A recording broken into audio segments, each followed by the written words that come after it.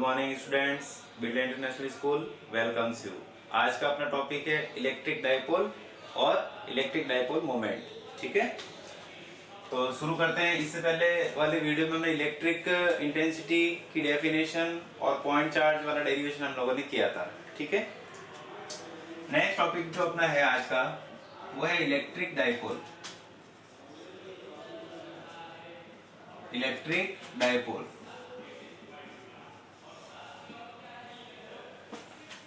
तो electric dipole क्या होता है, देखिए समझते हैं। जिस टाइप से जो मैग्नेट होता है, मैग्नेट के अंदर दो पोल होते हैं, एक साउथ पोल और एक नॉर्थ पोल। वैसे वैसे इलेक्ट्रिक डाइपोल के अंदर भी दो पोल होते हैं। यहाँ पे साउथ और नॉर्थ पोल नहीं होते हैं, यहाँ पे चार्ज से रिलेटेड दोनों ही। तो इसका एक पॉजिटिव चार्ज और एक मैं ले रहा हूं इसके अंदर नेगेटिव चार्ज। दो चार्ज लिए मैंने, दोनों ही चार्ज का वैल्यू इक्वल है, मैग्नीट्यूड इक्वल है। बस डिफरेंस इतना है कि ये पॉजिटिव है और ये नेगेटिव है। ठीक है, तो दो चार्ज इक्वल मैग्नीट्यूड के लेकिन डिफरेंट नेचर, एक पॉजिटिव होगा एक नेगेटिव होगा। सम डिस्टेंस पर प्लेस है, यहां से यहां तक की जो डिस्टेंस है वो बहुत स्मॉल डिस्टेंस है। ठीक है, ये डिस्टेंस जो है बड़ी नहीं होनी चाहिए, स्मॉल डिस्टेंस। ठीक है, ज्यादा बड़ी होगी तो फिर इलेक्ट्रिक डाइपोल नहीं बनेगा। ठीक है, तो स्मॉल डिस्टेंस पर अगर दो चार्ज सेम मैग्नीट्यूड के प्लेस है, जिसमें से एक का पॉजिटिव और दूसरे का नेचर नेगेटिव है, तो ये जो इस टाइप की जो पूरा का पूरा ये सेटअप बन रहा है, इसको बोलते हैं इलेक्ट्रिक डाइपोल। ठीक है, कोई दिक्कत नहीं। सेम मैग्नीट्यूड के दो चार्ज, जिसमें से एक पॉजिटिव होगा एक नेगेटिव होगा। ठीक है, और उनके बीच का जो डिस्टेंस होगा वो बहुत छोटा होगा। ठीक है, तो इसको बोलेंगे हम लोग इलेक्ट्रिक डाइपोल। ठीक है, कुछ और बातें बता देता हूं। सपोज ये इलेक्ट्रिक डाइपोल का सेंटर पॉइंट है। ठीक है, और सेंटर पॉइंट मैं यहां से यहां तक की डिस्टेंस ए मान रहा हूं, लेट कर रहा हूं, और यहां से यहां तक का डिस्टेंस भी ए मान रहा हूं। तो जो टोटल डाइपोल का डिस्टेंस हुआ वो हो गया 2a। ये हम लोग लेट कर रहे हैं, आपकी बुक में भी 2a लिखा हुआ है। ठीक है, दोनों चार्ज के बीच का जो डिस्टेंस है वो क्या लिखा हुआ है, 2a लिखा हुआ है। ये 2a लिखना कोई जरूरी नहीं है, आप ये पूरी की पूरी जो यहां से लगाकर यहां तक की जो डिस्टेंस है वो a भी ले सकते हैं, गलत नहीं होगी। ठीक है, लेकिन मैं 2a इसलिए ले रहा हूं कि हम लोगों को कैलकुलेशन में थोड़ी सी आसानी रहे, कि मेरे को सेंटर पॉइंट से इस तरफ का डिस्टेंस चाहिए तो a, इस तरफ का चाहिए तो a, टोटल होता है 2a। ठीक है, आप a भी ले सकते हैं, आप यहाँ पे 2r ले सकते हैं, r ले सकते हैं, जो आपको उचित लगे। डिस्टेंस लेना डिस्टेंस है, होता मतलब ये होता है कि यहाँ से यहाँ तक डिस्टेंस। ठीक है, चलिए अब इसके नेक्स्ट, इसी के अंदर इलेक्ट्रिक डाइपोल के अंदर ये तो जो दोनों चार्ज है, इन दोनों चार्ज को जो लाइन मिला रही है, जो इन दोनों चार्ज को लाइन ज्वाइन कर रही है, इस लाइन को हम बोलते हैं एक्सियल लाइन। क्या बोलते हैं, एक्सियल लाइन। ठीक है, और इस डाइपोल के परपेंडिकुलर, डाइपोल के परपेंडिकुलर और सेंटर से पास थ्रू हो रही है। कहां से निकल रही है, सेंटर से निकल रही है, लेकिन डाइपोल के क्या होनी चाहिए, परपेंडिकुलर। ठीक है, यहाँ पे 90 डिग्री, यहाँ पे 90 डिग्री। ठीक है, ये एंगल भी 90 डिग्री होगा, ये एंगल भी 90 डिग्री होगा। परपेंडिकुलर जो लाइन ड्रॉ होती है इसको बोलते हैं इक्वेटोरियल लाइन। ठीक है, तो इलेक्ट्रिक डाइपोल क्या हुआ, सिंपल सा एक सिस्टम है। कैसा सिस्टम, जिसके अंदर दो चार्ज होते हैं इक्वल मैग्नीट्यूड के, दोनों का नेचर डिफरेंट होता है और दोनों ही कुछ स्मॉल डिस्टेंस पर प्लेस होते हैं। तो ये जो सिस्टम होता है इसको बोलेंगे हम electric dipole.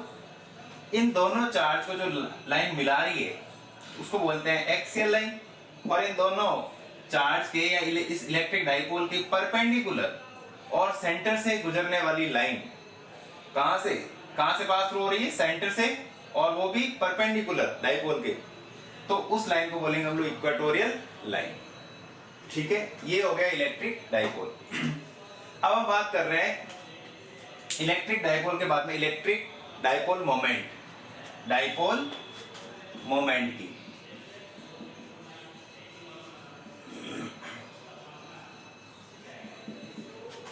Dipole moment,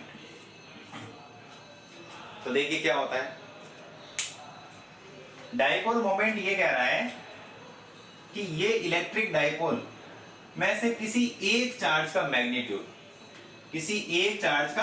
magnitude, चाहे भले वो पॉजिटिव चार्ज का मैग्नीट्यूड लो, नेगेटिव मैग्नीट्यूड, तो दोनों का इक्वल होगा, ठीक है, और चार्ज का वैल्यू भी बराबर है। तो किसी एक चार्ज का मैग्नीट्यूड, तो मैं इन दोनों में से किसी भी एक चार्ज का मैग्नीट्यूड लूंगा तो क्या आएगा, क्यू आएगा। ठीक है, मैग्नीट्यूड तो वैसे ही प्लस हो जाएगा ना, नेगेटिव वाला होगा तो भी मैग्नीट्यूड की बात कर रहा हूं तो प्लस आएगा। तो किसी एक चार्ज का मैग्नीट्यूड इनटू दोनों चार्ज के बीच का डिस्टेंस, तो दोनों चार्ज के बीच का डिस्टेंस सपोज मैं ले लेता हूं यहां पे r, ठीक है, तो ये एक चार्ज का मैग्नीट्यूड में मोड में लिख देता हूं, जो भी वैल्यू लेनी है प्लस में लेनी है, और ये जो r क्या है, डिस्टेंस है दोनों बिटवीन टू चार्जेस, दोनों चार्ज के बीच का डिस्टेंस है। ठीक है, तो देखिए डाइपोल मोमेंट को हम लोग बेसिकली रिप्रेजेंट करते हैं P से। किससे करते हैं, P से करते हैं, ठीक है, और P से डिनोट करते हैं, और इसका फॉर्मूला क्या बनेगा, दोनों चार्ज में से किसी एक का मैग्नीट्यूड मैं ले लेता हूं Q, और इन दोनों चार्ज के बीच का डिस्टेंस जो r ले रहे हैं वो है 2a, तो यहाँ पे वैल्यू रख देता हूं 2a। ठीक है, तो ये फॉर्मूला बन गया डाइपोल मोमेंट का, P equal to 2aq, P equal to 2aq, ये होता है डाइपोल मोमेंट।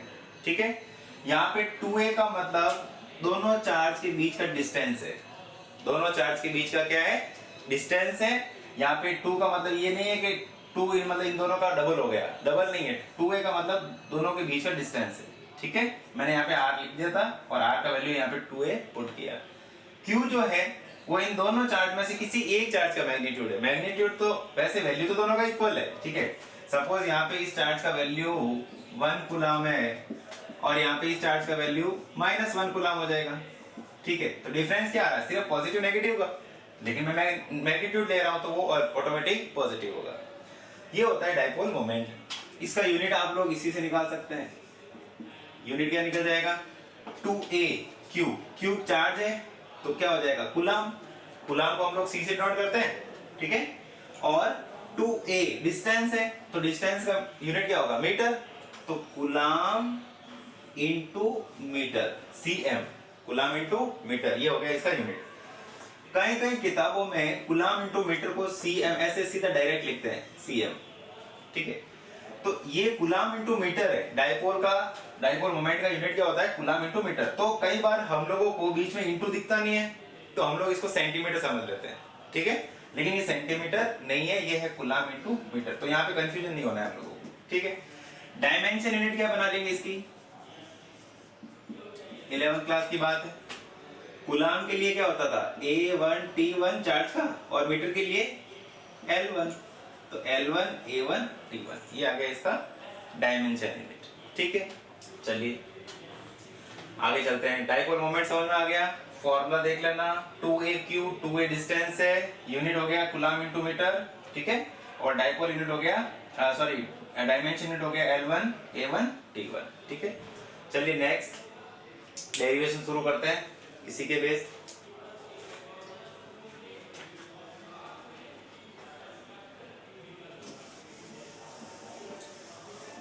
अब हम लोग डाइपोल से इलेक्ट्रिक फील्ड इंटेंसिटी निकालेंगे। ठीक है, इलेक्ट्रिक फील्ड इंटेंसिटी निकालेंगे with the help of electric dipole. ठीक है, तो इलेक्ट्रिक डाइपोल के अंदर सबसे पहला जो डेरिवेशन होता है, बहुत ही इंपॉर्टेंट डेरिवेशन है, 12th क्लास के अंदर 3 मार्क्स या 4 मार्क्स का सीधा क्वेश्चन आता है। वो होता है electric field intensity due to axial line, due to axial line.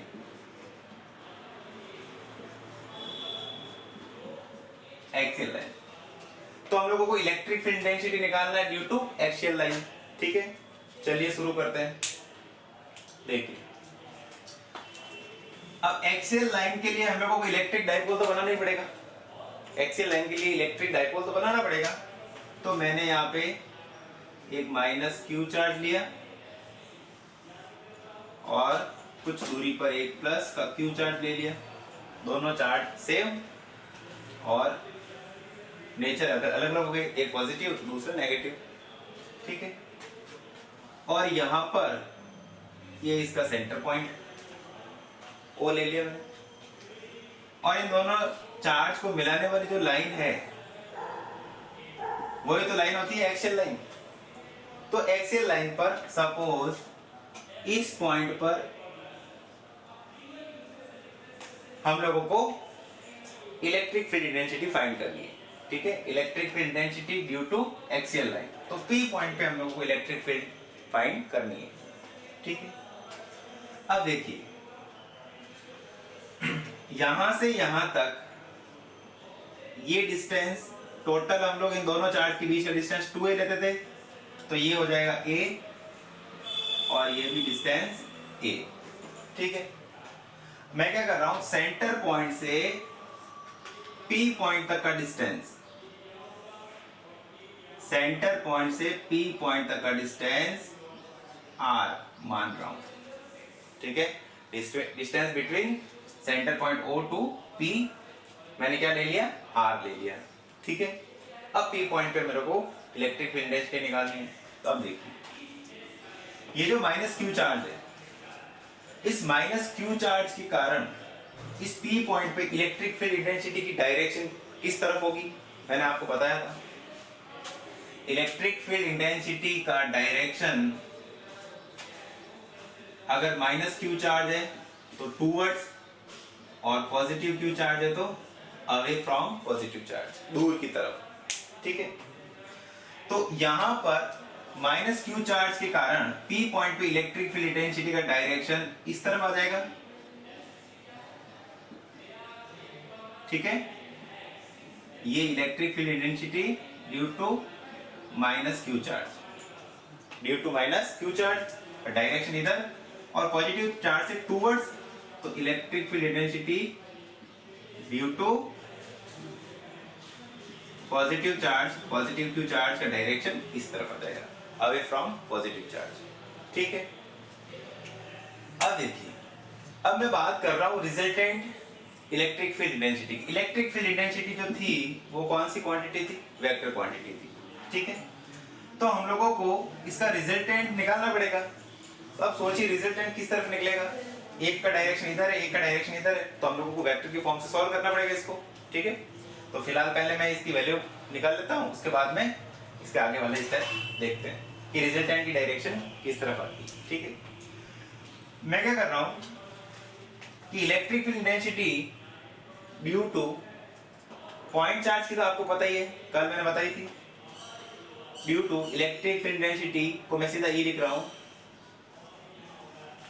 Electric field intensity due to point charge. तो पॉइंट चार्ज के कारण क्या था फॉर्मूला कल का, के क्यू अपॉन आर स्क्वायर, ये था।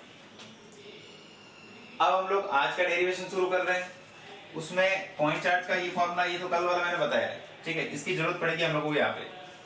तो अब मेरे को लेना है electric field intensity due to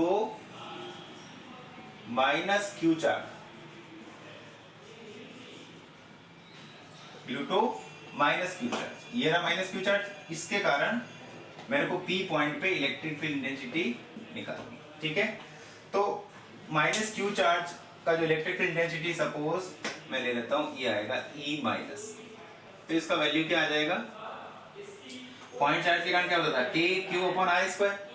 तो के की जगह के, क्यू की जगह माइनस क्यू, लेकिन हम लोगों ने पहले क्या लगा रखा है, इसके बाद मोड लगा रखा है, तो ये माइनस क्यू यहाँ पे आके क्या हो जाएगा, मॉड के कारण क्या हो जाएगा, प्लस हो जाएगा, ठीक है, upon are square. Are square क्या था, डिस्टेंस, तो यहां से लगाकर यहां तक का डिस्टेंस था, तो यहां से यहां तक का डिस्टेंस ये आर है और इसके अंदर ये ऐड हो जाएगा, तो ए प्लस आर का whole square, A plus R का होल स्क्वायर, इक्वेशन नंबर 1, ठीक है। सेम टू सेम मैं इलेक्ट्रिक फील्ड इंटेंसिटी निकाल रहा हूं due to positive Q charge, due to positive Q charge. तो ऐसे कैसे, जैसे हमने नेगेटिव के लिए निकाला था वैसे कैसे पॉजिटिव के लिए आ जाएगा के क्यू अपॉन आर स्क्वायर। तो पॉजिटिव से ये पी पॉइंट कितना दूर है, अब यहां से यहां तक डिस्टेंस आर है, तो ये ए है, तो आर में से मैं ए कम कर लेता हूं, तो यहां से यहां तक की डिस्टेंस आ जाएगी, तो आर माइनस ए का होल स्क्वायर, इक्वेशन नंबर 2, ठीक है। इसको भी मैं चाहो तो आप आर आगे लिख सकते हो प्लस में, चाहे ए आगे लिखो आर आगे लिखो, कोई फर्क नहीं पड़ता, तो मैं इसको ए प्लस आर की जगह आर प्लस ए लिख देता हूं, कोई दिक्कत नहीं, ताकि ये आर माइनस ए हो जाएगा, ये आर प्लस ए हो जाएगा। अब ये दोनों इक्वेशन आ गई, तो इसका जो डायरेक्शन था वो इधर मिला मेरे को, और इसका डायरेक्शन था वो इधर मिला, ठीक है। अब आप सपोज करिए वेक्टर की फॉर्म में जब दो वेक्टर का वैल्यू ऑपोजिट होता है और इक्वल होता है, तो दोनों कैंसिल आउट हो जाते हैं, जीरो आ जाता है वैल्यू, ठीक है। तो ये दोनों वैल्यू ई माइनस और ई प्लस क्या इक्वल है, इक्वल नहीं है, क्योंकि यहाँ पे प्लस आ रहा है और यहाँ पे इसके अपॉन में माइनस आ रहा है, तो ये दोनों वैल्यू तो इक्वल होनी नहीं है। तो ऑपोजिट तो भले ही ये दोनों है, लेकिन इक्वल वैल्यू नहीं है, तो जीरो पॉसिबल नहीं है, ठीक है। तो रिजल्टेंट का वैल्यू कुछ ना कुछ तो मिलेगा।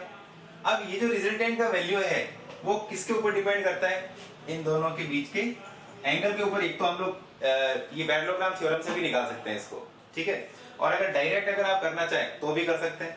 पैरेललोग्राम थ्योरम से तो पूरा का पूरा वो फॉर्मूला लिखते थे, P square plus Q square plus 2pq cos theta root के अंदर, उसके अंदर इसका वैल्यू रखो, यहाँ पे वैल्यू रखो, और इन दोनों के बीच का एंगल ये जो है वो 180 है, ठीक है। तो थीटा का वैल्यू 180 रख के सॉल्व कर दो तो भी वही आएगा। अब डायरेक्ट मैं आपको बता देता हूं, इतना 11 का यहाँ पे करने की जरूरत नहीं है, ठीक है। तो डायरेक्ट इसको कैसे करेंगे, मेरे को चाहिए रिजल्टेंट इलेक्ट्रिक फील्ड। तो रिजल्टेंट इलेक्ट्रिक फील्ड जो आएगा ना, वो आएगा E मैग्नीट्यूड के अंदर E plus minus E minus, E plus minus E minus. अब आप बोलोगे सर ये आपने कैसे लिया, ठीक है। तो मैंने इन फॉर्मूलों को देखकर लिया है, ये रिजल्टेंट इलेक्ट्रिक फील्ड डेंसिटी ली है। कैसे, फॉर्मूलों को कैसे पता चला, इन दोनों में से बड़ा वैल्यू किसका है, E माइनस का है या E प्लस का है, फॉर्मूला देख के बताओ। मेरे हिसाब से तो बड़ा वैल्यू E प्लस का है, क्योंकि यहाँ पे अपॉन में माइनस आ रहा है और यहाँ पे प्लस आ रहा है, तो डिवाइड के अंदर वैल्यू बड़ा होगा तो ये ऑटोमेटिक छोटा हो जाएगा, डिवाइड के अंदर वैल्यू अगर छोटा होगा तो ये ऑटोमेटिक बड़ा हो जाएगा। तो E प्लस बड़ा है, उसमें से मैंने E माइनस को, जो छोटा वाला वैल्यू उसको माइनस कर दिया, ठीक है। चलिए वैल्यू पुट कर देते हैं,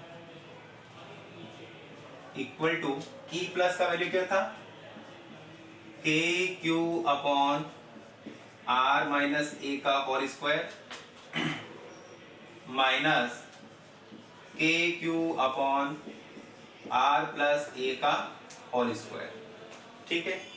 कुछ कॉमन आ रहा है इसमें, के क्यू कॉमन आ रहा है, कॉमन ले लेते हैं, के क्यू कॉमन ले लिया, अंदर क्या बचा, आर माइनस ए का whole square minus 1 upon R plus A का होल स्क्वायर, ठीक है। एलसीएम क्या आएगा, इन दोनों का एलसीएम आ जाएगा आर माइनस ए का whole square into R plus A का होल स्क्वायर, ठीक है।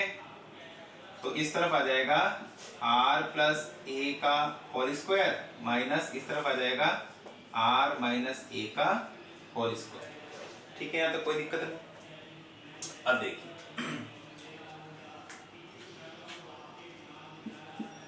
एक इक्वेशन होती है a minus B A plus B equal to A square minus B square, A minus B A plus B equal to A square minus B square.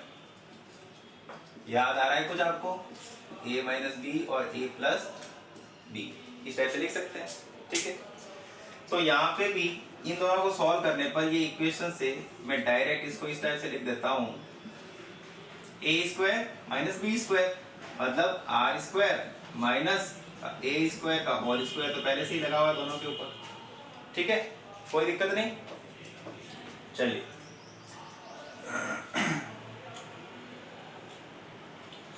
अब देखिए इसका bracket खोल लेते हैं a प्लस बी के whole square से, ठीक है। तो क्या आएगा?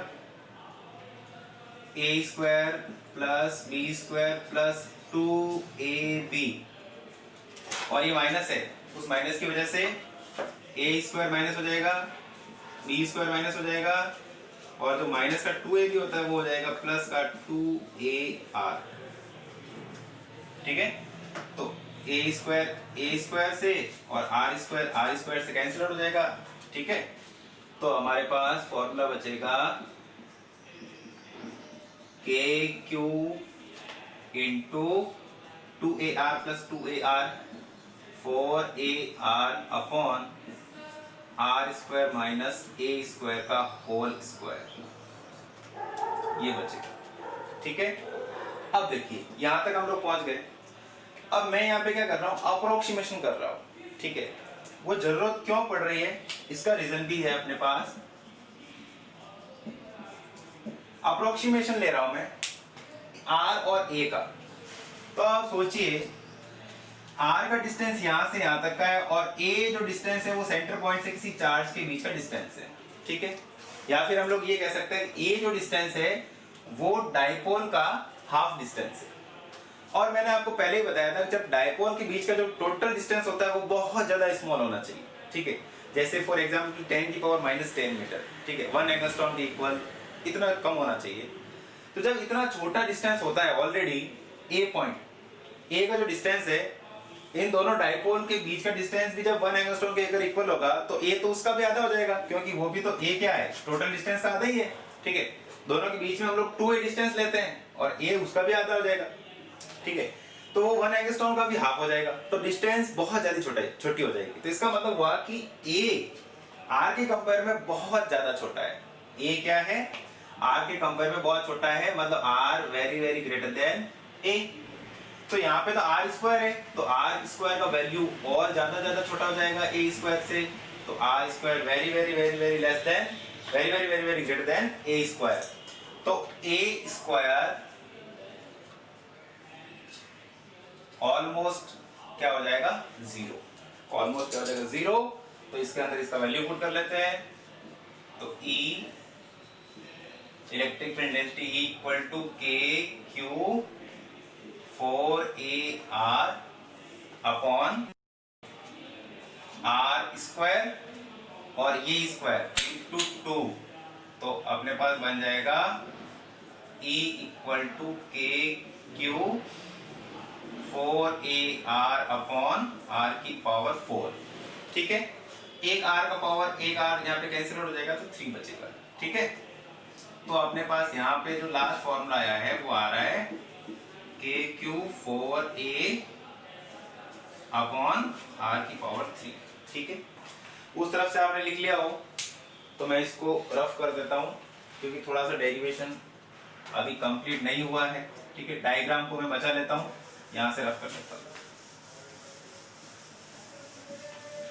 अब देखिए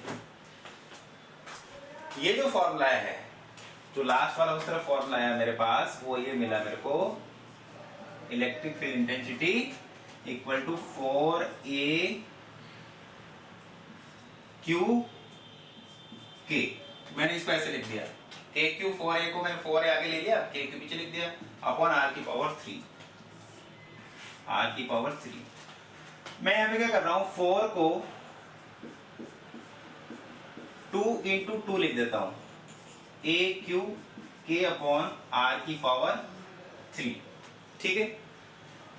तो इससे ये जो 2AQ लिखा है मैंने, ये किसका फॉर्मूला बन गया? डाइपोल मोमेंट का। P इक्वल टू 2AQ होता था कि नहीं होता था? होता था। तो ये बन गए 2AQ। तो यहाँ पे इसका वैल्यू पुट कर लेते हैं, इक्वल टू ये 2 पहले था ही, 2AQ की जगह dipole moment P upon K upon R की पावर 3। तो ये अपना लास्ट वाला फॉर्मूला मिला है मेरे को 2PK अपॉन R की पावर 3। ठीक है, ये मेरे पास जो फॉर्मूला है इलेक्ट्रिक फील्ड डेंसिटी का वो है ड्यू टू एक्सियल लाइन। ठीक है, एक्सियल लाइन के कारण इलेक्ट्रिक फील्ड डेंसिटी का फॉर्मूला मेरे पास ये मिला है। ठीक है, अब देखो इस फॉर्मूले के बारे में थोड़ा सा डिस्कशन कर लेते हैं। इसमें जो E इक्वल टू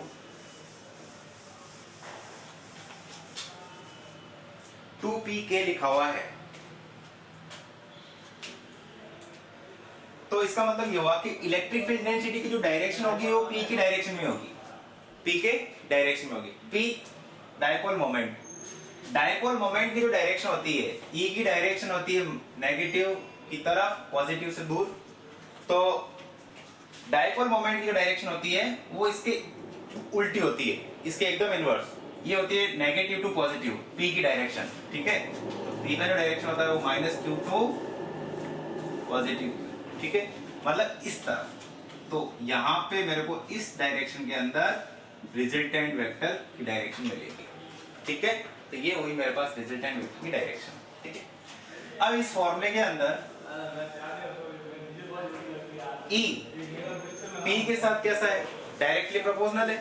ठीक है, और R के साथ इनवर्सली प्रोपोर्शनल। ठीक है, जैसे फोर्स के अंदर, फोर्स हमने निकाला ना कूलॉम लॉ के अंदर, तो R इनवर्सली प्रोपोर्शनल होता था।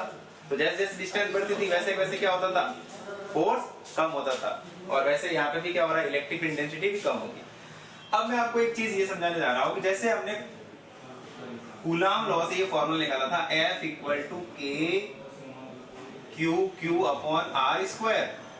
ठीक है, मैं कोई भी चार्ज ले लेता हूँ। ठीक है, ये कोई चार्ज टारगेट चार्ज है और उसके पास कोई एक और चार्ज था, उन दोनों के बीच में मैंने फोर्स निकाला, तो ये आ गया F equal to K Q upon R square.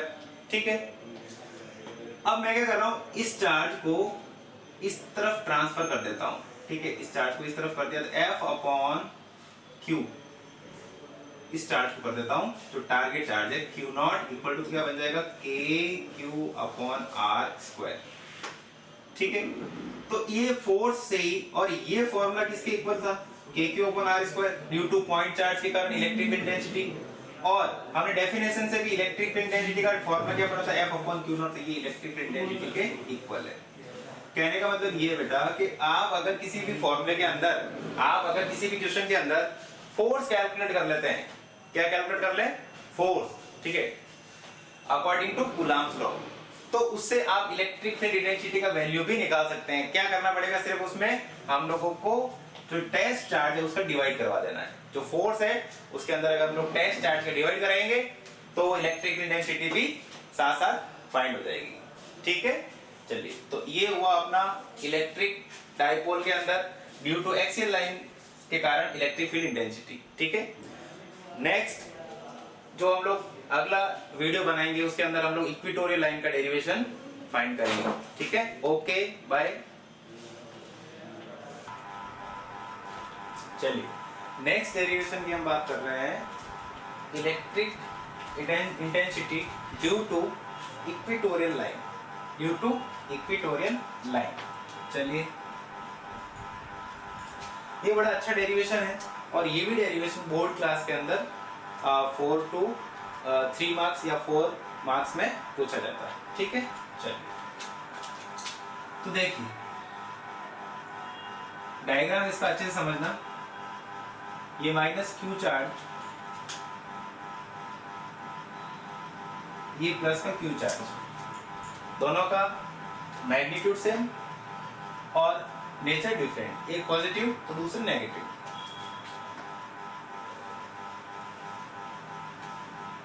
और दोनों का बीच का जो डिस्टेंस है हम लोग शुरू से 2a ले रहे हैं, तो यहाँ पे भी मैं ले देता हूँ 2a, सेंटर पॉइंट तक a और इस तरफ सेंटर पॉइंट तक a, 2a। ठीक है, इक्वेटोरियल लाइन कौन सी होती थी, जो मोमेंट के परपेंडिकुलर कहां से गुजरे, परपेंडिकुलर पास थ्रू होनी चाहिए,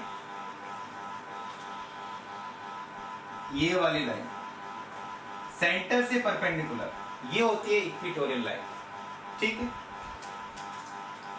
अब यहां पर इक्वेटोरियल लाइन पर इस पॉइंट पर हम लोगों को इलेक्ट्रिक फील्ड डेंसिटी फाइंड करनी है, ठीक है। चलिए भी करते हैं। तो मेरे को माइनस क्यू चार्ज से और प्लस क्यू चार्ज से डायरेक्ट डिस्टेंस की जरूरत पड़ेगी, ठीक है। तो मैं पहले ही इनको ज्वाइन कर देता हूं, माइनस क्यू से प्लस क्यू, इसका वैल्यू मैंने अभी नहीं निकाला, सिर्फ मिलाया मैंने, ठीक है। और सेंटर पॉइंट से पी पॉइंट तक की डिस्टेंस स्मॉल आर लेट कर रहा हूं, जैसे कि मैंने एक्सियल लाइन में किया था, इक्वेटोरियल लाइन में भी कर रहा हूं, ठीक है। चलिए भाई, ये डिस्टेंस ए हो गई, ये भी ए, यहां से यहां तक आर। अब मेरे को इस पॉइंट पे निकालना है इलेक्ट्रिक फील्ड इंटेंसिटी। अब देखिए, माइनस क्यू चार्ज के कारण इलेक्ट्रिक फील्ड इंटेंसिटी की जो डायरेक्शन होती थी वो टूवर्ड्स होती थी या अवे टूवर्ड्स। तो माइनस क्यू चार्ज के कारण इस पॉइंट पे इलेक्ट्रिक फील्ड इंटेंसिटी की जो डायरेक्शन है वो टूवर्ड्स होती है, इसकी मैंने दे दी। और पॉजिटिव चार्ज के कारण, due to positive charge, electric field intensity की जो डायरेक्शन है वो अवे होती है, ये दे दी मैंने दूर की तरफ, ठीक, कोई दिक्कत नहीं। अब मैं क्या कर रहा हूं कि इसके परपेंडिकुलर और इसके पैरेलल, डाइपोल के पैरेलल मैं इस पी पॉइंट से एक लाइन ड्रॉ कर रहा हूं ताकि मेरे को कंपोनेंट लो तब इसकी जरूरत पड़ेगी, ठीक है। अब आप एक डायग्राम देख के बताइए कि मैं अगर ये वाला एंगल थीटा ले रहा हूं तो ये वाला एंगल कितना होगा, सोच के बताइए। जब ये एंगल थीटा है तो ये वाला एंगल भी थीटा ही होगा, क्यों? क्योंकि ये लाइन परपेंडिकुलर है, ठीक है, और परपेंडिकुलर लाइन है और ये सेंटर से पास थ्रू हो रही है, तो यहाँ जितना एंगल बनाएगी वो एंगल इधर बनाएगी, ठीक है। चलिए, तो ये एंगल जब थीटा है तो ये भी एंगल थीटा है, तो ये एंगल भी क्या हो जाएगा, थीटा, और ये भी हो जाएगा थीटा, ठीक है। जेड बन रहा है ना, ठीक है। तो जेड के दोनों तरफ एंगल होते हैं वो इक्वल होते हैं, और ये यहां से यहां तक ये कितना बन रहा है, ये इसके परपेंडिकुलर है तो ये टोटल 90 है, तो ये 90 में से थीटा गया तो 90 माइनस थीटा, और ये वाला भी 90 माइनस थीटा, ठीक है। और ये वाला पी पॉइंट है अपना, इस पे हम लोग को इलेक्ट्रिक फील्ड इंटेंसिटी निकालनी है, ठीक है। अब देखिए, electric field intensity due to negative charge इस तरफ आ रही, डायरेक्शन ये है, और due to positive charge direction ये है, तो हम लोग को resultant electric field intensity direction किस साइड में मिलेगी, किसी भी साइड में नहीं, ना तो ये एक्स वाई में है और नहीं ये एक्स वाई में है, ठीक है। तो मैं क्या कर रहा हूँ, इनके कॉम्पोनेंट लेता हूँ, फिर स्टडी करते हैं डायरेक्शन की। तो इसका कॉम्पोनेंट मैं अगर इस डायरेक्शन में ले रहा हूं तो कंपोनेंट आपने 11th क्लास में लेना सीखा होगा, magnitude into magnitude into angle, cos into angle, ठीक है। फॉर्मूला होता था ना, जिसको हम लोग कभी कभार हॉरिजॉन्टल कंपोनेंट को क्या बोलते थे, कॉस थीटा, वर्टिकल को बोलते साइन थीटा, लेकिन कभी कभार एंगल चेंज की वजह से ये फॉर्मूले गलत हो जाते थे, तो हम लोग सिंपल सा फॉर्मूला क्या यूज करते हैं, magnitude into cos into angle, ठीक है।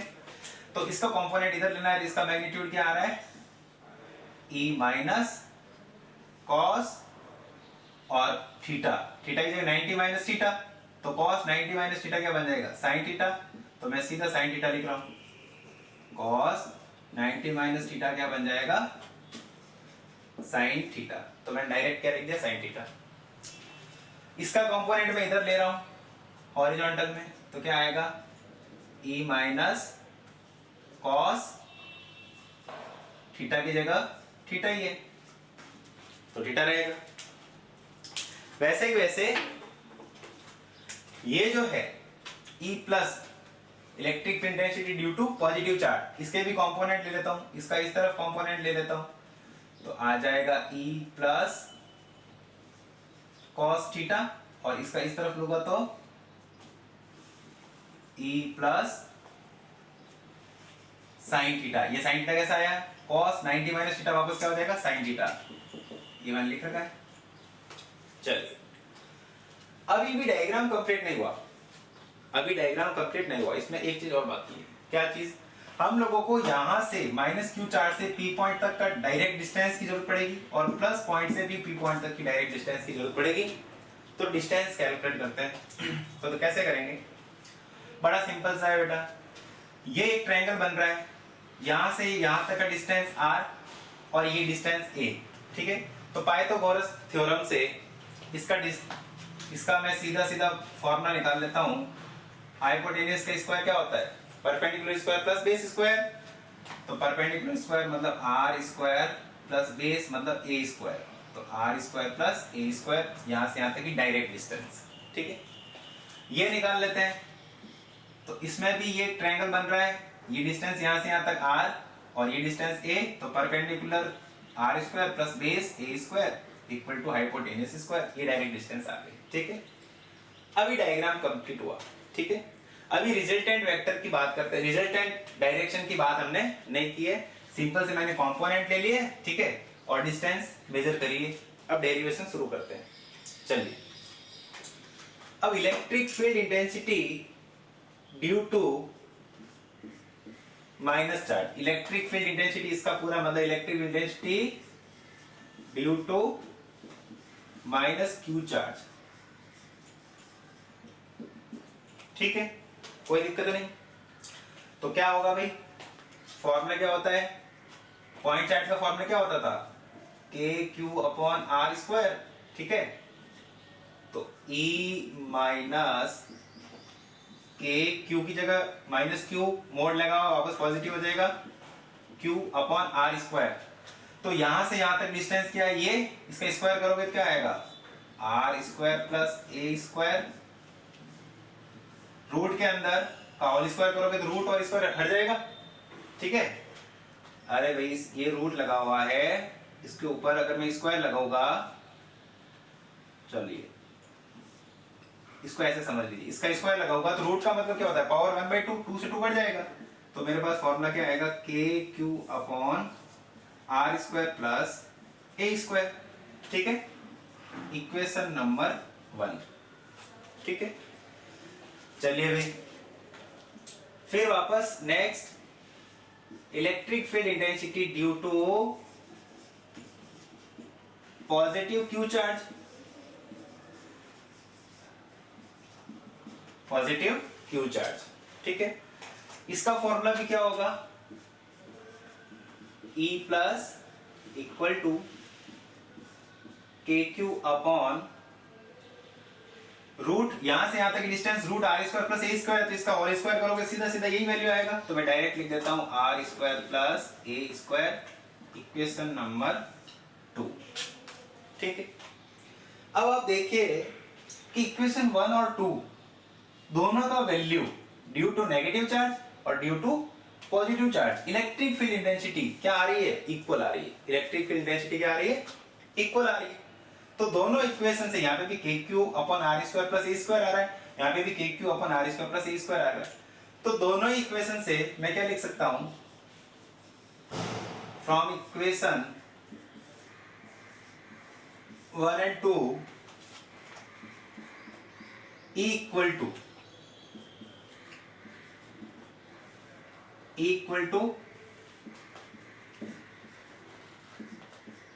E नेगेटिव और पॉजिटिव दोनों के कारण, due to negative charge, due to positive charge, दोनों चार्ज के कारण जो इलेक्ट्रिक फील्ड इंटेंसिटी आ रही है वो क्या आ रही है, इक्वल आ रही है।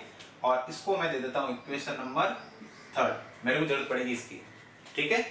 चलिए अब बात करते हैं भाई रिजल्टेंट इलेक्ट्रिक फील्ड इंटेंसिटी की डायरेक्शन की। तो अब सोचिए ये जो कंपोनेंट आ रहे हैं दोनों E plus sine theta, E minus sine theta, ये दोनों कंपोनेंट एक दूसरे के ऑपोजिट है, ठीक है। लेकिन ऑपोजिट है और इक्वल भी है, क्योंकि यहाँ पे प्लस का और माइनस का वैल्यू क्या आ गया, इक्वल। तो ये वैल्यू उसके क्या होगी, इक्वल होगी। तो जब दोनों वैल्यू इक्वल है तो ऑपोजिट होने के कारण, इक्वल होने के कारण क्या हो जाएगा, जीरो, इसका वैल्यू क्या आ जाएगा, जीरो। तो मतलब हम लोगों को हॉरिजॉन्टल वर्टिकल डायरेक्शन में इलेक्ट्रिक फील्ड इंटेंसिटी की कोई वैल्यू नहीं मिलेगी, ठीक है। इस तरफ क्या हो जाएगा, इसका वैल्यू जीरो हो जाएगा, क्योंकि इक्वल और ऑपोजिट डायरेक्शन में है, तो वेक्टर जीरो हो जाएगा, ठीक है, वेक्टर सब में जीरो होता है। अब हम लोग हॉरिजॉन्टल कंपोनेंट की बात कर रहे हैं, तो हॉरिजॉन्टल के अंदर e प्लस कॉस थीटा और e माइनस कॉस थीटा दोनों एक ही डायरेक्शन में, तो दोनों ऐड हो जाएंगे, ठीक है। तो दोनों ऐड हो जाए और दोनों का वैल्यू इक्वल है तो डबल हो जाएगा, ठीक है। तो हम लोग इसके आगे वाला डेरिवेशन है इस तरफ से करते हैं। मैं पहले x डायरेक्शन की बात कर रहा हूँ, ठीक है, x डायरेक्शन, x एक्सिस में क्या हो रहा है देखिए, दोनों कंपोनेंट एक ही डायरेक्शन में जा रहे हैं, तो ऐड कर लेता हूँ। तो Ex electric field intensity in x direction E plus cos theta plus E minus cos theta, ठीक है। दोनों को ऐड कर लेते हैं, दोनों का वैल्यू इक्वेशन नंबर 3 से क्या इक्वल है, तो ये दोनों इक्वल हो गए, तो Ex इक्वल टू क्या हो जाएगा, E प्लस लिखो चाहे माइनस लिखो कोई प्रॉब्लम नहीं, क्योंकि दोनों का वैल्यू सेम है, ठीक है। मैंने प्लस लिख दिया, आप माइनस भी लिख सकते हैं, ठीक है। अब वैल्यू पुट कर लीजिए, तो Ex equal to 2 into e plus, plus और माइनस दोनों का वैल्यू सेम है, तो कोई भी ले लीजिए आप, k Q upon are square plus A square into cos theta. Cos theta का वैल्यू कहाँ से आएगा, देखो इस ट्रायंगल से आएगा, ठीक है। आपने कॉस थीटा का वैल्यू शुरुआती क्लास में पढ़ा था, कैसे पढ़ा था, कॉस थीटा का वैल्यू क्या होता है, मैं तो ऐसे याद रखता हूं, ठीक है, base upon hypotenuse. Cos theta का वैल्यू कैसे याद रखना है, बेस अपॉन हाइपोटेन्यूज। मैं तो, मेरे पास एक ट्रिक है उससे याद रखता हूं, आपके पास अलग ट्रिक होगी तो आप उससे याद रखे होंगे। तो मेरे को कॉस थीटा का वैल्यू इस ट्रायंगल से मिल जाएगा, बेस अपॉन हाइपोटेन्यूज। तो cos थीटा इक्वल टू, इस ट्रायंगल में बेस क्या है, ये h अपॉन हाइपोटेन्यूज। इसमें हाइपोटेन्यूज क्या है, ये, चाहे इससे ले हो चाहे इससे ले हो, दोनों सेम वैल्यू निकलने वाली है, तो root are square plus A square, ये आ गया cos थीटा का वैल्यू, और यही वैल्यू मैं यहाँ पे पुट कर रहा हूं, तो a upon root are square plus A square, ठीक है। चलिए सॉल्व करते हैं इसको।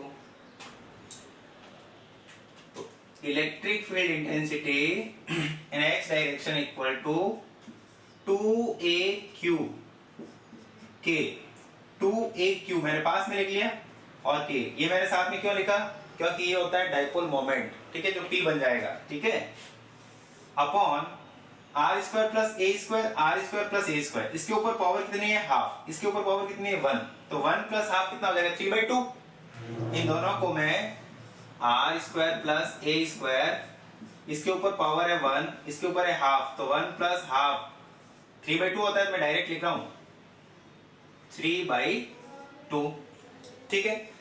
ये वैल्यू किसकी है, P की, ये क्या बन गया, P डाइपोल मोमेंट, तो इसकी जगह डायरेक्ट मैं क्या पुट कर देता हूं, Ex equal to p k upon are square plus A square की पावर 3/2, ठीक है।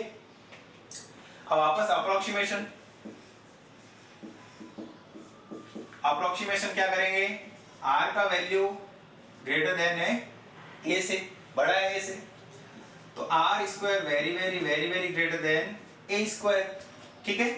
तो a स्क्वायर ऑलमोस्ट क्या हो जाएगा, 0, तो Ex का वैल्यू मेरे को क्या मिलेगा, p k upon are square into 3/2, 2 से 2 कैंसिल, a स्क्वायर तो 0 हो गया, ठीक है। तो Ex equal to p k upon are की पावर 3, ये आया है मेरे पास x डायरेक्शन के अंदर इलेक्ट्रिक फील्ड इंटेंसिटी, ये x डायरेक्शन में इलेक्ट्रिक फील्ड इंटेंसिटी, ठीक है। अब सेम टू सेम हम लोग y डायरेक्शन में निकालते हैं, जैसे ये x डायरेक्शन में निकाला वैसे वैसे y डायरेक्शन में। तो देखो y डायरेक्शन में मैं Ey इक्वल टू, दोनों कंपोनेंट कौन से हैं, E plus sine theta, E minus sine theta, दोनों ऑपोजिट है तो नेगेटिव हो जाएंगे, तो e plus sine theta minus e minus sine theta, ठीक है, दोनों ऑपोजिट है तो नेगेटिव हो गए। अब इक्वेशन नंबर 3 क्या कह रही है, इन दोनों का वैल्यू इक्वल है, पॉजिटिव और नेगेटिव का, e प्लस का वैल्यू और e माइनस का वैल्यू इक्वल है, तो ये दोनों क्या हो जाएंगे, कैंसिल आउट।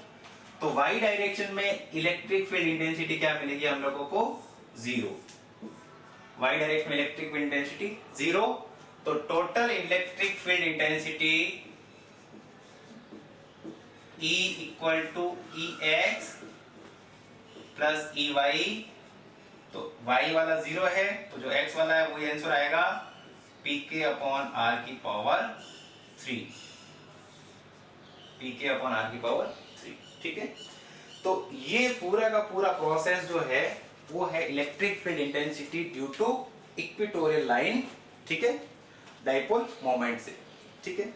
तो ये डेरिवेशन जो है 12th क्लास के अंदर 4 मार्क्स का या 3 मार्क्स का पूछते हैं, और बिल्कुल एकदम अच्छी तरह से इसी स्टेप और सारे स्टेप के अंदर आप लोगों को लिखना है ताकि पूरे से पूरे मार्क्स मिले। चलिए कुछ पॉइंट मैं और बता रहा हूँ इसके साथ, इसको मैं रफ कर देता हूँ, इन दोनों से रिलेटेड कुछ पॉइंट मैं आपको और बता देता हूँ इसी में, तो उस पे भी क्वेश्चन बनता है, ठीक है।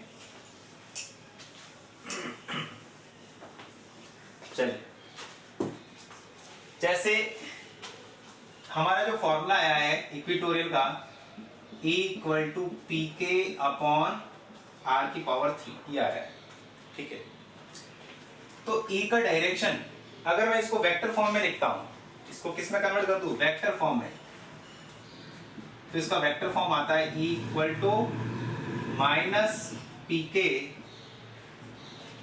अपॉन आर स्क्वायर, क्या आता है, E equal to minus p k upon are square, k constant है, कूलम्ब कांस्टेंट, ठीक है, और P डाइपोल मोमेंट है। अब ये जो माइनस आ रहा है ना, ये माइनस क्यों आया यहाँ पे, ठीक है, यहाँ पे r की पावर 3 है। ये जो माइनस आया है, ये माइनस इसलिए आया है क्योंकि जो P का डायरेक्शन होता है ना, वो कैसे होता है, negative charge to positive charge, लेकिन यहां पर रिजल्टेंट डायरेक्शन किधर मिल रही है, उधर, और वो चार्ज डायरेक्शन कौन सी, पॉजिटिव टू नेगेटिव, इधर मिल रही है ना, तो पॉजिटिव टू नेगेटिव मिल रही है, लेकिन P का डायरेक्शन होता है नेगेटिव टू पॉजिटिव, तो इसलिए ये माइनस आया है, ठीक है। इसके अंदर ये जो डायरेक्शन मिल रही है ना हम लोगों को, रिजल्टेंट डायरेक्शन उस डायरेक्शन में मिल रही है, ठीक है, जो कि P की डायरेक्शन के ऑपोजिट है, इसलिए ये माइनस आया है, ठीक है।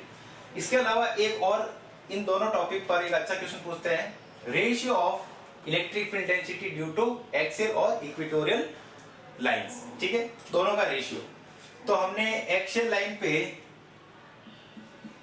क्या वैल्यू निकाला था, ड्यू टू एक्सियल के क्यू टू के पी के to p k upon are की पावर 3, और इक्वेटोरियल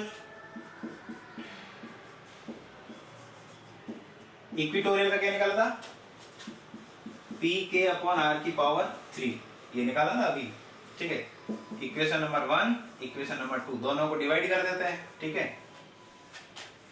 तो E axial upon E equatorial equal to 2pk upon r की पावर 3 इंटू r की पावर 3, उल्टा कर दूंगा ना, pk, ठीक है। तो p से p, k से k कैंसिल आउट, और r की पावर 3 से r की पावर 3 कैंसिल आउट, तो कितना बचेगा 2/1, तो रेशियो क्या आएगा 2:1। ये क्वेश्चन भी बोर्ड में आप लोगों से पूछा जा सकता है और पहले पूछा गया था, ठीक है। एक्सियल लाइन और इक्वेटोरियल लाइन का क्या रेशियो आएगा, ठीक है, इलेक्ट्रिक इंटेंसिटी का क्या रेशियो आएगा, क्या आएगा 2:1। अगर क्वेश्चन इक्वेटोरियल लाइन और एक्सियल का पूछे तो 1:2 हो जाएगा, ठीक है। चलिए, तो ये टॉपिक अपना यही खत्म होता है, तो थैंक यू सो मच।